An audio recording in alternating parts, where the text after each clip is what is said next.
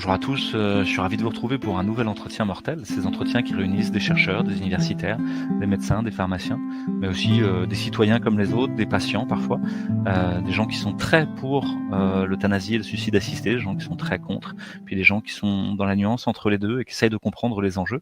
C'est notre cas aujourd'hui, on va essayer de mettre à nouveau frais la question d'une sorte de thanato-anthropologie, la mort comme un fait social central qui vient nous dire beaucoup de choses de notre société actuelle et nous aider à mieux la comprendre. Dans le contexte de la proposition de loi Falorni, qui est, comme vous le savez peut-être pour un certain nombre d'entre vous, a été votée au Parlement français sur l'aide active à mourir, c'est-à-dire le suicide assisté et l'euthanasie. Est-ce que c'est un progrès pour notre société très attendu par l'ensemble de la société ou est-ce que c'est les symptômes d'une maladie collective vis-à-vis de la mort? On va essayer d'explorer ces enjeux ensemble et aujourd'hui j'ai l'honneur de recevoir quelqu'un que ça touche au premier chef directement, qui est Roger Foley. Bonjour Roger. Hello Roger. Really nice to have you today. How are you doing? I'm hanging in. Bonjour and hello to you, and thank you for having me on your podcast. Thank you very much to be here today and to take of your time and your energy. Can you introduce yourself for the people who wouldn't know you in France? Sure. For those in France, I'm a Canadian. I live in London, Ontario, Canada. I'm 49 years old. I was born with a rare neurodegenerative disease called spino-cérébelleuse ataxia type 14. The genetic ataxias are neurological disorders. The type I have, my cerebellum, the white matter vanishes and it atrophies, and it affects not only my central nervous system, but there's a DNA deficiency in the code that I was born with, so my body can't process energy very well, and my central nervous system is compromised. Furthermore, I was born with a deformed cervical spine with malformed vertebrae, partial fused vertebrae, degenerative disc disease, and malformed disc.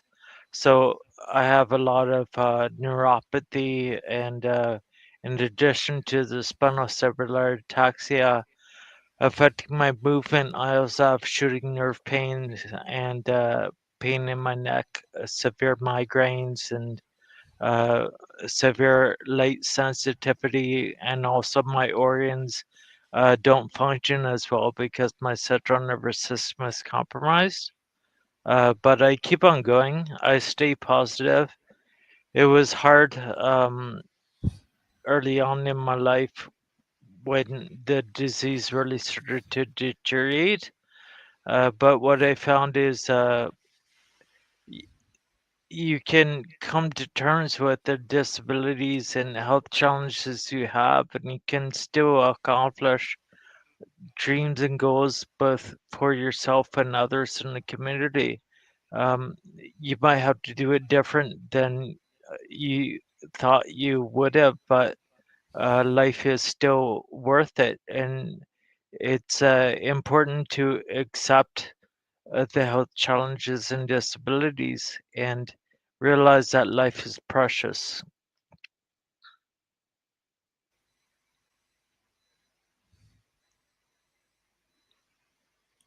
Can you hear me? Sorry, I had a little problem with my internet. Can you hear me well? Oh yeah, I could hear you. Good. Did I Yes. cut out or Oh, anything? it cut down a little bit on my side, but I will cut it. I will stitch it and cut it after. So Oh, okay. I'm just rephrase so that you can start speech again. I kind of understand that you have this neurological evolutionary disease, which is kind of a rare orphan disease, which is particularly having symptoms about fatigability and muscular activity, but also pain and difficulties with seeing in some certain light ambience, and that you have a big experience of the medical world, and that for most of your life it happened all right to have medicalization in your everyday life, and that for you life is worth living it, and no question about that. Yeah, and when the disease really started to deteriorate, that's when I became more dependent on the medical system. And so I began having to have home care. And in Canada, the home care is very rigid. In France, I understand you have the right to compensation for persons with disabilities to be funded directly to choose caregivers of their own choice. Um, I studied a bit of the history of the home care in your country, and it was Jacques Chirac. Sorry if I pronounced his name wrong, but I think he passed legislation in the early 2000s. But in Canada, we don't have that. In Canada, we have a very fractured medical system, and the federal government hides behind so-called provincial jurisdiction, even though healthcare is congruent and the federal government has the national concerns branch where they can intervene with their spending powers. But for the most part, that doesn't happen, and the provinces have their own kind of systems, and one province might have better home care than the other. One might have direct funding in the other province, but not Ontario. And in Ontario specifically, there's a monopolization of contracted agencies. So it's uh, the province delegates its responsibility to the healthcare authority, and the healthcare authority picks a few chosen agencies to monopolize the system. And persons with disabilities become property of these agencies essentially. We don't have any choice. We don't have any choice to choose the agency of our own choice. We don't have the choice to choose the workers of our own choice. So it's a very rigid system, and there's high turnover because the workers on their end, they're treated very poorly, where they're thrown around to inconsistent clients. They don't really know who they're going to have for the most part. If they do, they're having multiple people per day, but they don't see those people again for like a week or so. So there's no consistency for the patients nor for the workers. And what that creates is a booking is kind of like a Groundhog Day, where the person with disabilities has to re-explain their whole life story and their whole health, their whole routine, and the worker stumbles through it, and needs are rarely fully met. In my case, I'm complex needs, and I have a lot of hours of care per day, and I was getting upwards to 5 different care workers in my home per day inconsistently. So a lot of injuries would happen to me, a lot of incidents with cross contamination, um, and like the quality of workers sometimes would be really low. You'd get people just doing the job because they don't particularly want to be in the healthcare industry. They just do it for the money, and they end up doing things like falling asleep in your apartment during a booking, or hurting you during physiotherapy because they get distracted because they're looking around at your possessions in the home, or rushing through the booking where they bash you into walls handling the hard left carelessly. So with me, it was years of really uncompassionate and quite frankly reckless home care workers in my home, where I would end up in the hospital a lot. Then I would be discharged back to the same agencies they'd promised to do better, but they never kept the promises. So eventually, psychologically, that really wore on me, and I became suicidal because there was no way out of this cruel loop. Um, and so I had a very good social worker, and one day I just happened to open up to her that I had a plan, and she was very concerned, and she called my family doctor, and next thing you know, I'm admitted for mental health this time in the hospital. I was there for about a month, and then the agency said they were going to repair things. I get discharged back out. Um, they didn't. They just did the same things, and I ended up back in the hospital.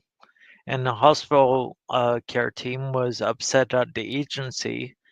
Specifically, my physician at the time was really upset at the agency for breaking all the agreements and breaking all the words.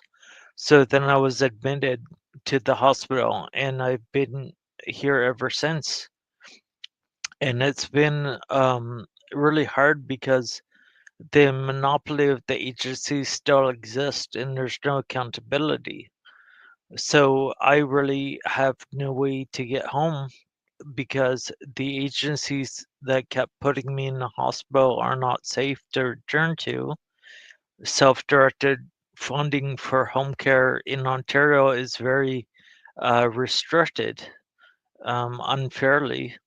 And then in all of this, the hospital started suggesting euthanasia to me, and that really affected me psychologically as well. I have a lot of PTSD, a lot of trauma from not only them offering me euthanasia over and over again, but also the psychological coercion and abuse that I've been through, including my current circumstances where the lighting accommodations that I needed for my eyes were yanked away, and now I have difficulty in accessing food, meds, and water. And I'm forced to be on an IV, and everyone just ignores my eyesight disabilities, and I am advocating the best I can, and then I'm also advocating to get the self-directed home care that I need. So um, I've been on the front lines of the healthcare industry and the euthanasia regime in Canada, and it's not pleasant in any way. It's not compassionate. It's a very, quite frankly, very cold and cruel. And in Canada, you see the euthanasia regime sliding and expanding at a rapid pace, and many abuses happening, and they're not being paid attention to. And the healthcare industry, what's happened since the legalization of euthanasia and assisted suicide in Canada is there's no incentive anymore to improve or to innovate. Um, for instance, cancer patients in Canada, there's such a long waiting list. And there was one physician who was being interviewed on a CBC radio show. I think it's called White Coat Black Art. And he was saying how it's easier to get euthanasia in Canada than an MRI for a cancer diagnosis. And there's patients that he's had that have been waiting for treatment and they can't get it. And then all of a sudden they opt for medical assistance in dying. So that's a bit of what France could expect if you legalize, where all of a sudden the incentive for the most vulnerable and disabled, and just for disease and conditions in general, the incentive will go away to improve and innovate and find cures and new treatments. It will create this new rigid kind of status quo where we don't have to innovate or do anything, because if somebody's suffering, well, they can just be euthanized. Um, so the experience is very cold and cruel in Canada. I understand that there's already a kind of a problem with the home care in Canada, where there's depending on the different state, but in Ontario you have a kind of a monopoly over this kind of care, where the companies doing it are always changing the person coming, and that you have to do it all over again every day, or each time they change, they don't have the patience and the formation to do it correctly, and there's no innovation at all. And that there was the kind of a usual banality of evil, of cruelty and badness, but no innovation and no try to do it better. The euthanasia or assisted suicide kind of happened as a unique solution to in the head of the people in charge, to simplify everything. No problem anymore. We're gonna ask people to die. It's gonna be easier than to try and find some complex care, right? Am I right understanding that? Correct. Yeah, and also it's very flippant, where even the Attorney General of Canada on their Twitter or X account is making tweets about how beautiful it is.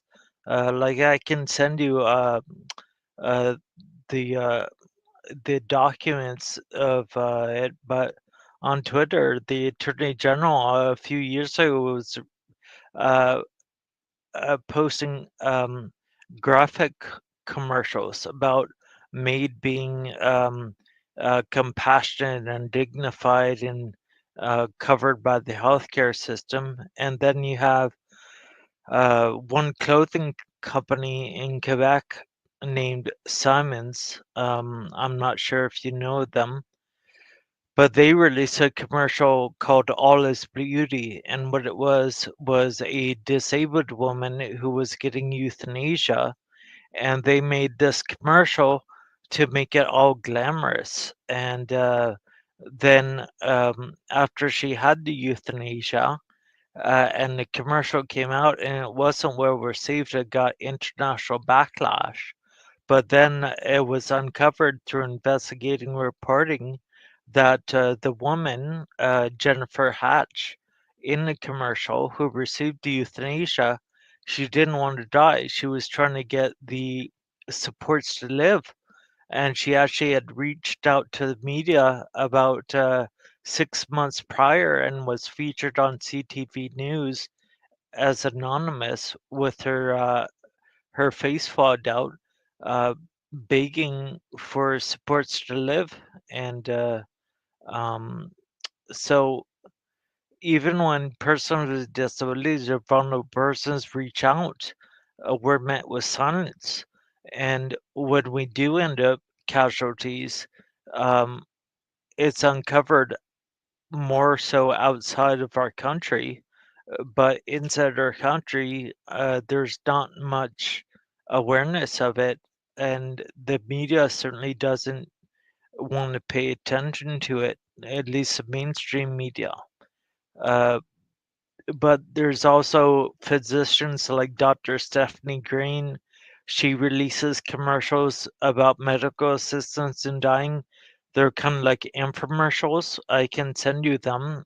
She still has it up on the uh, CAMAP, which is a Canadian assessor for me provider YouTube page. But it's very dystopian, and it's only getting worse because right now, um, the Canadian government is really going full steam ahead with expanding euthanasia now to mental illness as a sole condition, to mature minors, um, even to newborns that they don't think the baby's life is worth living.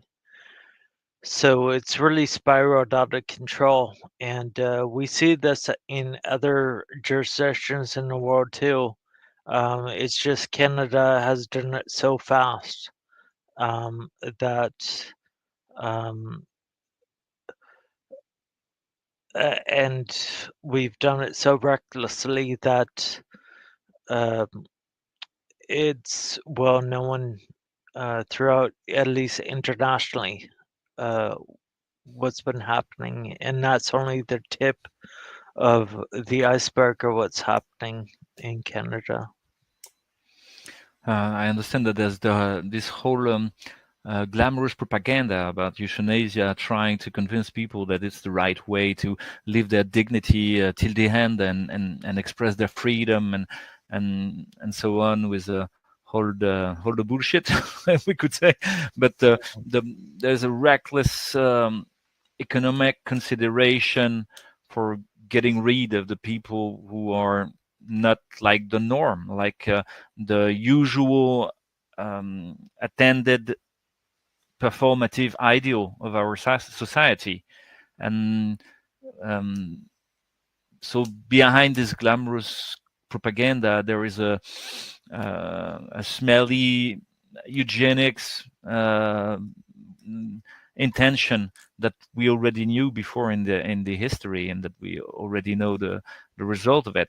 So you told us about several cases that you are following and that you're in touch with, but as far as you are concerned, was the question expressed directly to you by the doctors or by the administration, between keep on with the care that you have, or it would be better to have euthanasia? It was both very forward and very sneaky. So in the hospital early on, there was a very difficult time for me to access food because I have difficulty swallowing and I need to consume pureed foods. I also have allergies as well. So they also were putting pressure on me to affect me psychologically and try to harm me so that I would give up. So one day I was being uh, starved with no access to food, and I was begging for food. Um, and it was such an easy solution to gain, and it was so easy to gain that a couple years later, the hospital said, "Oh, we could do that, no problem." But back then, they were trying to put pressure on me. So I escalated up to the floor coordinator, and I told her, like, when you do things like this to me, when you berate me, when you starve me, when you treat me inhumanely, it makes me very suicidal. And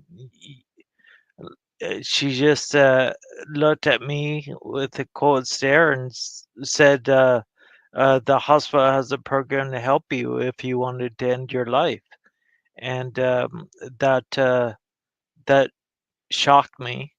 It also triggered me, and um, so all I could see then was um, the only way to get out of my situation was to go through with what they were suggesting, which was assistance in dying. So I actually applied for it. I wrote a written request, and I fell for all this propaganda and jargon, all dignity, and it's a way to go and not suffer anymore. And like all I could think was escaping the abusive situation I was in. I couldn't think of anything else because I was also so isolated. So I actually had the appointment booked in motion in August, early August of 2017. And when you actually have an appointment for me, like I just started thinking about it more often. And if it wasn't for family members and also some of the advocacy that I was doing to get the home care that I need, which I had partly given up on because of the bureaucracy. All of a sudden in August, I was like, I felt really conned um, because I all of a sudden came to my senses that they were just trying to get rid of me, and that my life was still of value, and the light at the end of the tunnel wasn't to be euthanized. It was to get the home care that I need to be able to live in the community again. So then I expressed that I wanted to cancel this, and I wanted to escalate my home care advocacy to the Health Services Review Board, and I made it known to the hospital. That created a backlash. Instead of the hospital supporting me in escalating to the board for the direct funding home care, instead, behind the scenes, me not knowing, they were applying a forced discharge, and they did so with the site chief because my doctor at the time wouldn't agree with it. She didn't agree with the agencies, and I never was able to fully talk to her about what happened behind the scenes, but she withdrew from it, whatever they were doing, and I have the access to the internal emails, and they were working out with the site chief of the unit, so a doctor above my doctor, basically. Um, and their plan was to come at me, threaten, charge me with a forced discharge, and then throw euthanasia in the mix. And that's what they did.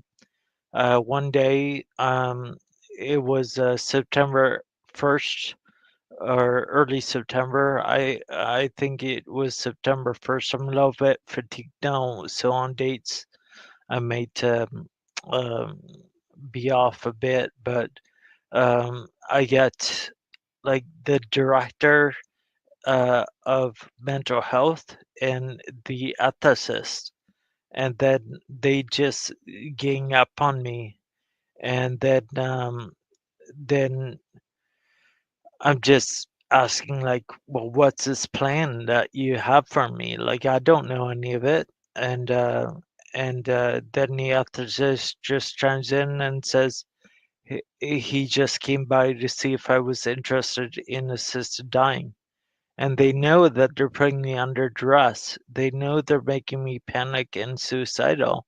And that was their plan, to coerce me into an outcome that they wanted.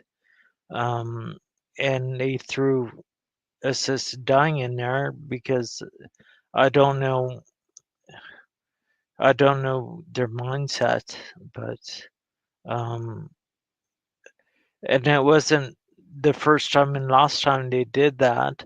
Um, a couple months later, again, I get a nurse coming in my room, and the appointment that I tried to cancel for the assessment was still active, and I'm in shock.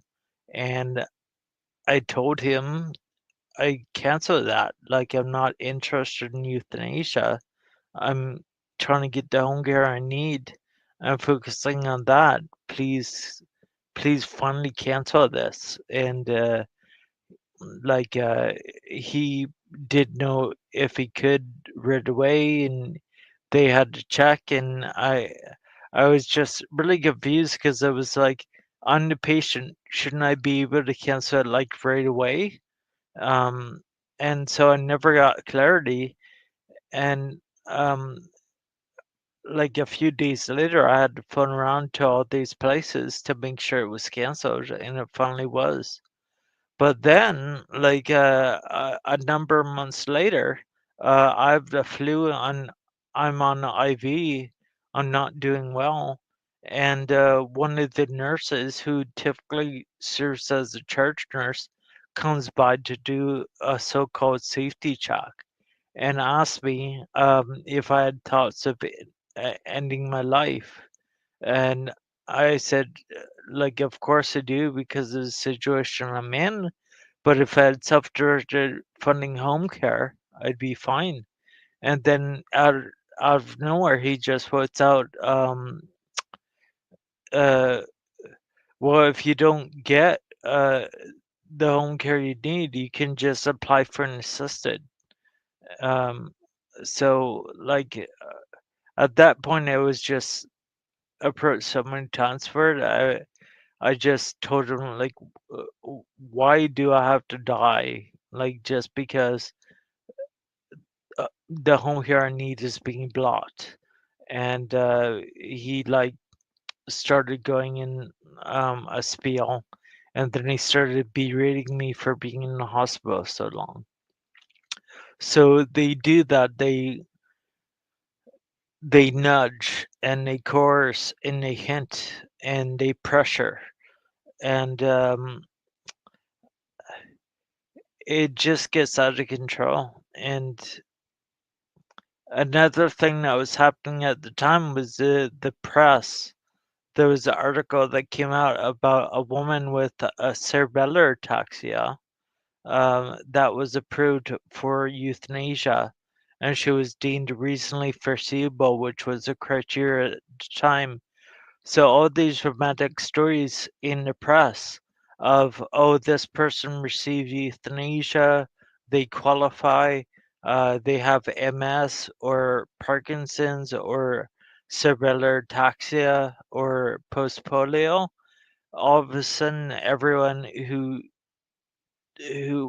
wants to live becomes a target, more or less, because now the press has sort of put a target on our back where people look at us and are like, well, in the press, people with spinocerebellar ataxia are qualifying for euthanasia. So, Roger, maybe you should think of it as an option, and then they pitch it. Um, so it's a real mess. It's not something that can be controlled because of human nature. Um, Human beings were not mature enough to have such a regime anywhere in the world. Um, and it's only gotten worse in Canada with it. So, Yeah. And tell me if I understand well, but I think hearing you that it changed the law about euthanasia and assisted suicide and medical assistance to death kind of changed the relationship between the patient, you or another patient, and the healthcare system and the healthcare providers. Normally, they should kind of build and create a way of dealing with the disease or healing hand in hand and trying to cooperate together to try and find the best for the patient. But now they transformed in kind of vulture turning around you all the time. Each time you have flu, each time you feel bad, each time you feel a little bit awkward by something passing on like a infectious disease or thing like that, you feel like a nudge trying to push you to death. Do I understand it right? And yeah, so the you're relationship correct. changed. The messaging before euthanasia in Canada, um, it was more centered on not giving up and overcoming barriers. Like we have heroes like Terry Fox in our country, and Michael J. Fox is Canadian too, even though he's more in the U.S. But the will to live and the will to learn to live with disabilities and diseases and strive for medical um, innovations for cures and treatments and supports that has disappeared in Canada, where now it's a message of just giving up. Like there's many media stories where people who, for instance, in cancer, they're in stage one and they could get chemo and they're survivable, but they decide to give up because the messaging is to end the suffering. And one euthanasia provider in Canada, Dr. Madeline Lee of the Toronto University Health Network, there was a number of times where she confessed in committee that she provided euthanasia against her better judgment because the Canadian law wouldn't protect the individual. And then she did a feature article for a publication where she admitted that one of the early cancer patients that she provided euthanasia to had a very good chance of survival, and that weighed on her mind that she provided that patient with euthanasia when he probably would have survived. So the doctors, a lot of them are very conflicted.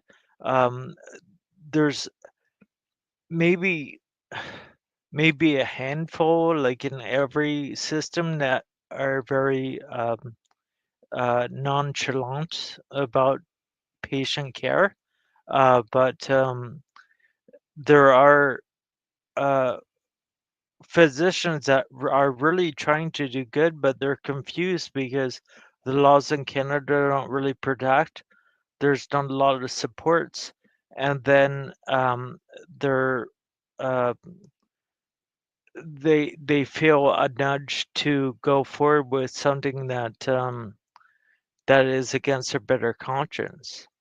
Um, but that's the system. It's now geared towards giving up and dying with dignity and ending suffering instead of addressing the suffering and confronting the illnesses and disabilities and not giving up.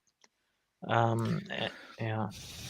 Do, do you know what gives you the strength to keep on and to get back in the in track each time you are proposed to give up or you are nudged to give up?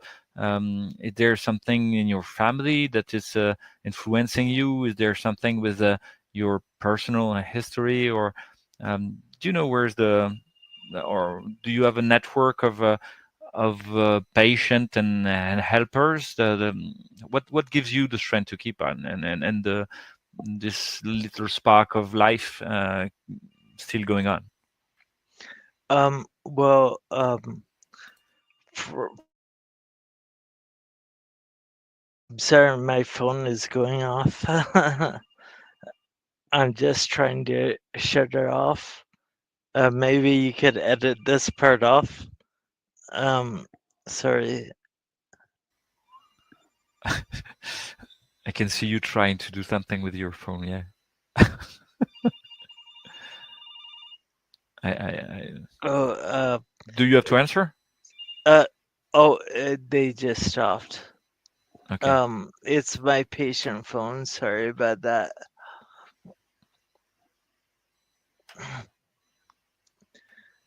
I don't know who called, but I'm sorry I missed her call. um, I'm sorry. Maybe you could edit that part out Okay. when you do the um. Sorry, just the phone was too loud for me. but I'm okay if you could repeat the question. Yeah, my question was what gives you the spark of life that helps you confronting and facing this nudge, this medical and administrative nudge to guiding you to death, and what prevents you from that? Do you have a personal energy somewhere? Do you have a family history helping you, or do you have a network of resistance that has been set up with time? I just have a passion to live, and I always been a positive person in my life, where I was always responsible, and I took on the big challenges in my life, and I wasn't afraid to move forward, or um, and a lot of that perseverance that I have, I feel came from my father, who was a World War II frontline war veteran. He served in the Saskatchewan Regiment in World War II, the beaches of Normandy. He also served in France, Belgium, Holland, behind the enemy lines in Germany, and that's where he ultimately was wounded so severely that um, they sent him back home on leave, but he still wanted to go back, and he signed up um, to go back to the front again. But the war then ended. Um, and for the soldiers of that war, a lot of them had a lot of PTSD, a lot of uh, physical and mental wounds. So my father, he struggled with the memories and the trauma of the front. Um, his fellow soldiers and his friends that fought beside him, almost all of them were killed. Um, and so he was a very positive person, and he had a lot that he was living with that he had to overcome. And he also eventually got cancer, which the doctors gave him 2 years to live. But what he did is he took the diagnosis as, what can I do to change my life, to extend my life? And he changed his diet, a number of other habits with his health, and he defied the diagnosis where he lived another 10 years. Um, and uh, he also, his kidneys failed, so he was on dialysis. He had to get dialysis a number of times a week, but he was always positive, and uh, he was always like innovative, and a very kind, loving man to everyone.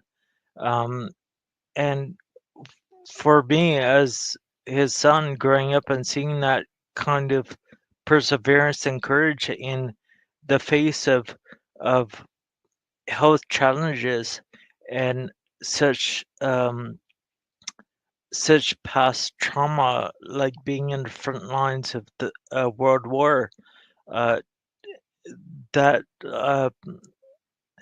it, it taught me what perseverance and courage was, and in my life, what I saw and experienced from my dad, who was my best friend, um, that ingrained into my personality and my, uh, I guess you could say, passion to live, and not to give up.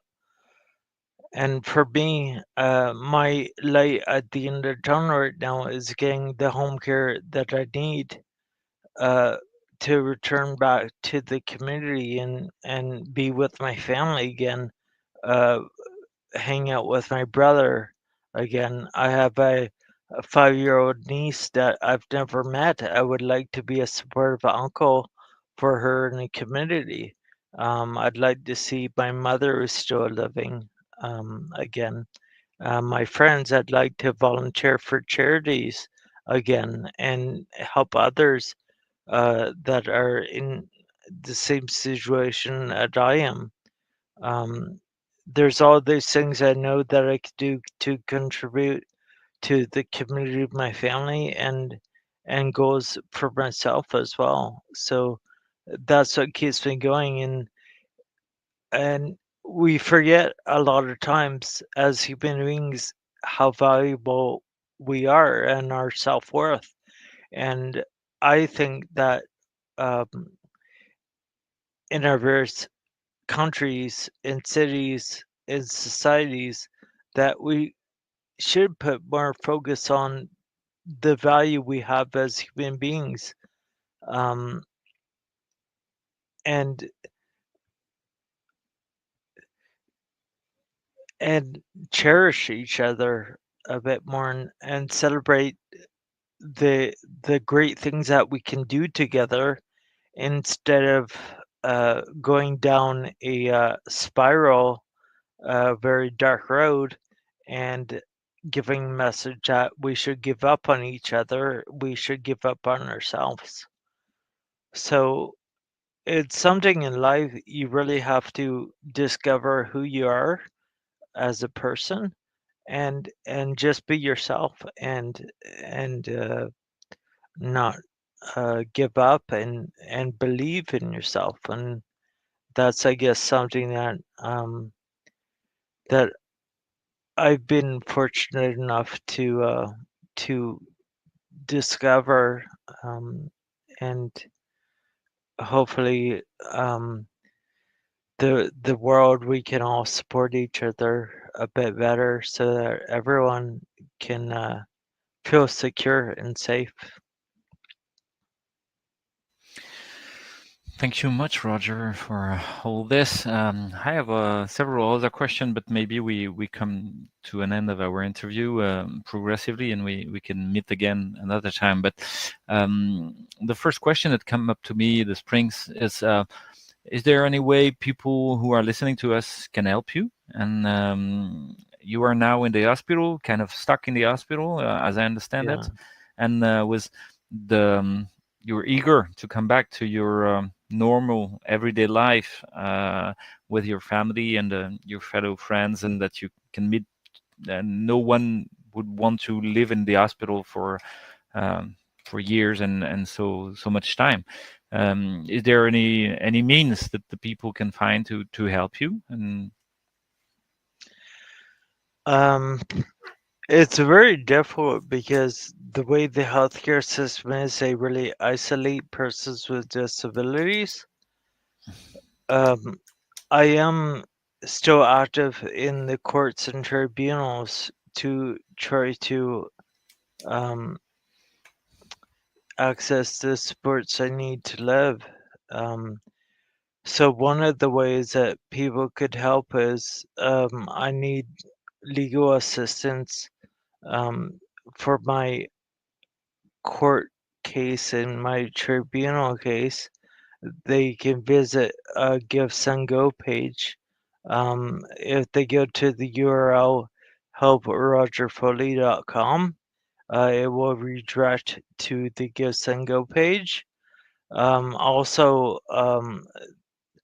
uh, donations will also go towards establishing a home care trust for me.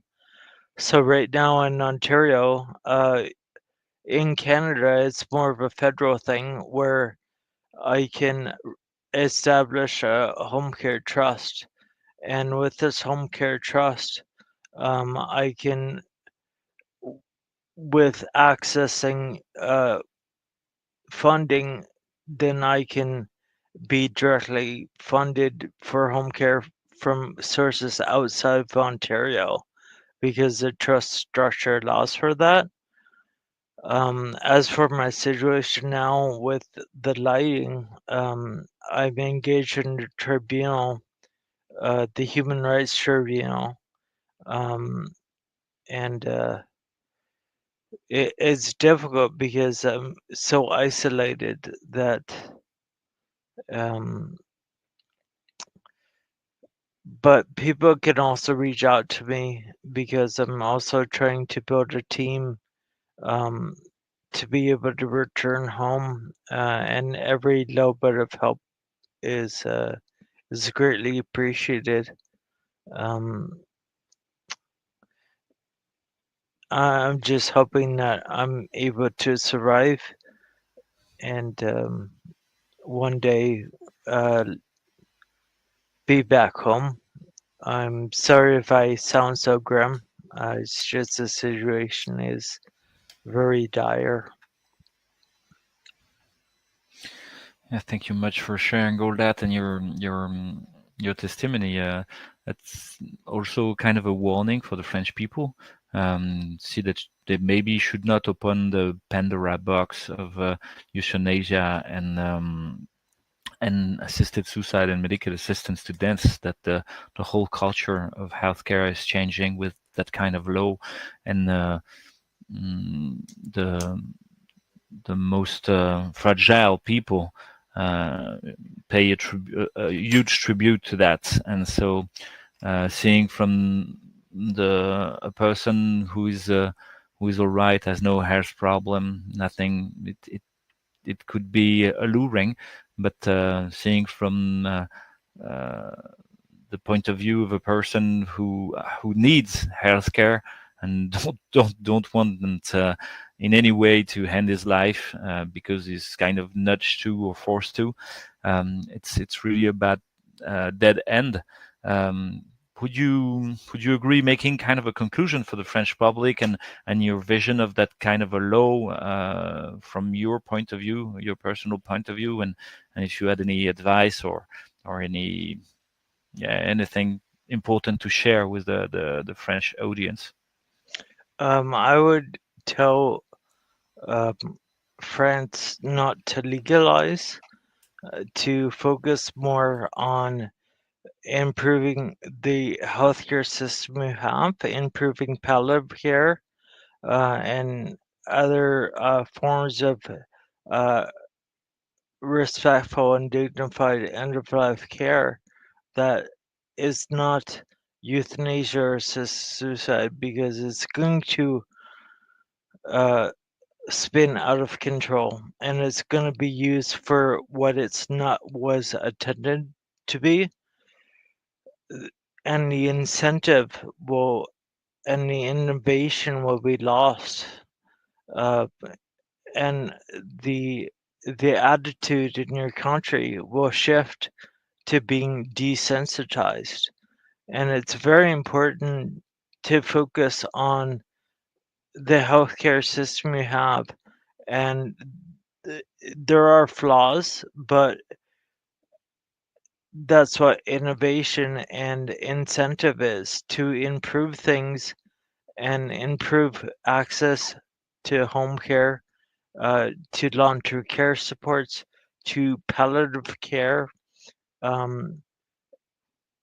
Because if you don't do that, then the value of vulnerable person's life is going to be greatly diminished, and your country is going to be more focused on giving up rather than moving forward. And there's a lot of people who will end up casualties that would have lived for another 5 or 10 years with a happy life. And it would destroy the very fabric of humanity in your country, just like it has in Canada. So thank you much, Roger Foley, for sharing all that and for your how can we say that, appetite for life that should wake up ours. A whole bunch of our society is kind of living like zombies and not hoping anything, not having any creativity with difficulty they face, and you kind of give us a lesson about that disease and difficulty should make us go forward and find more creativity and innovation to face it rather than giving up. And so you're on the front like your father, and that's an important testimony for us. Thank you much, Roger. Bye-bye. Oh, thank you so much for having me. Have a good day. Have a good day. Bye.